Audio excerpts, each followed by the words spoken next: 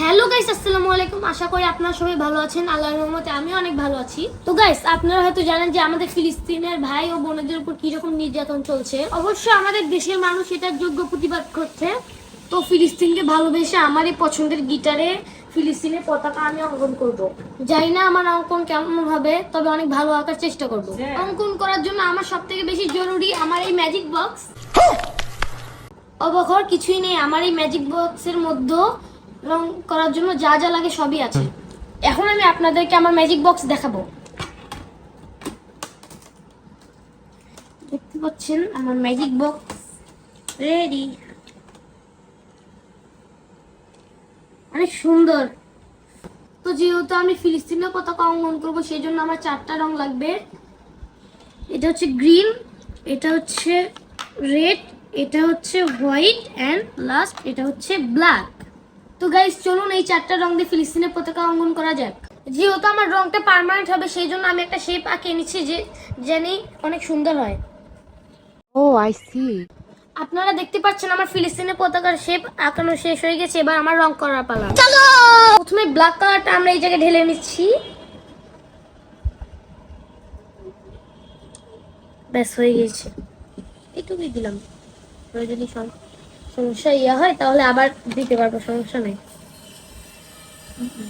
বিসমিল্লাহ।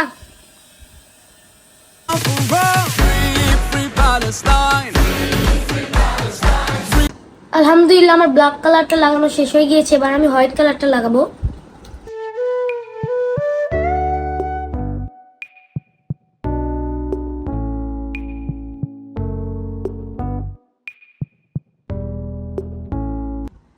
আলহামদুলিল্লাহ, আমি খুব সুন্দরভাবে হোয়াইট কালারটাও লাগিয়ে ফেলেছি গাইস।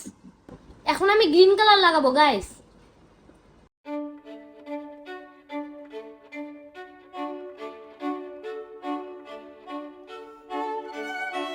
গাইস, আমার গিটারটা ব্ল্যাক কালার হওয়ার কারণে রংগুলা ভালো মতো বসতেছে না। তো আমি অনেক ভালো চেষ্টা করে যাচ্ছি। তো গাইস, দেখতে দেখতে পতাকা প্রায় শেষ। এই লাল রংটা দিলেই পতাকা কমপ্লিট হয়ে যাবে। আমরা লাল রংটা ঢেলে নিচ্ছি এই জায়গায়।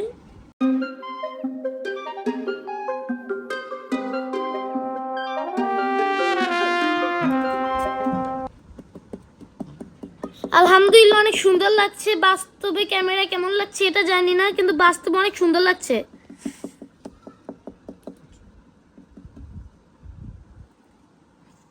দেখেন গাইস। তো গাইস, ফাইনালি আমি ফিলিস্তিনের পতাকাটা অঙ্কন করে ফেলেছি। আমার এই অঙ্কন করাটা কেমন হয়েছে অবশ্যই কমেন্টে জানাবেন। আর আজকের ভিডিওটা কেমন হয়েছে অবশ্যই লাইক কমেন্ট শেয়ার করে জানাবেন। আসসালামু আলাইকুম।